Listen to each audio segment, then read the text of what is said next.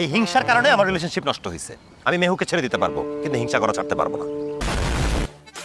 আরেফিন আর মেহুর সম্পর্ক এখানেই শেষ হয়ে গেল? জানতে হলে দেখতে হবে পুরো ভিডিও। তাহলে চলুন বেশি কথা না বলে ভিডিও শুরু করা যাক। ঠিক আছে ঠিক আছে। ব্যাচেলার পয়েন্ট দর্শকদের হাসিয়ে হাসিয়ে একটা পরিবার করে তুলেছে। পর্ব ৭৩ থেকে ৮০-তে একটা রিসোর্টে দেখা মিলে আরেফিনের।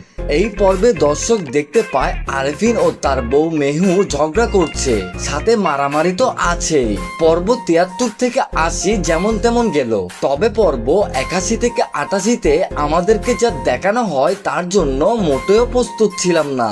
এই পর্বে দেখানো হয় আরেফিন ও তার বউ মেহুর বিচ্ছেদের কারণ হলো আরেফিনের বউ মডেলিং করতে চায়, যেটা একদমই মেনে নিতে পারছে না আরেফিন। স্বাভাবিক, কোন স্বামী তার স্ত্রীকে মডেলিং করতে দিবে? পর্ব ৮১ থেকে ৮৮-তে দর্শক দেখতে পায় তারা দুইজন দুই দিকে চলে যাচ্ছে, অর্থাৎ তারা আর একসাথে থাকবে না। এখন আপনারা বলুন, তাহলে কি আরফিনের চ্যাপ্টার এখানেই শেষ?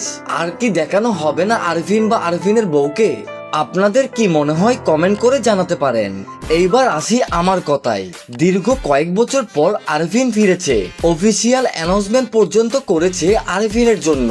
তাই আমার মনে হয় না এত সহজে আরফিনের চ্যাপ্টার ক্লোজ হবে।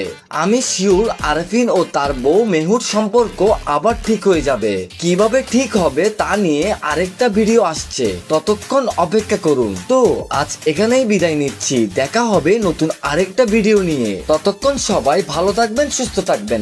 আল্লাহ হাফেজ।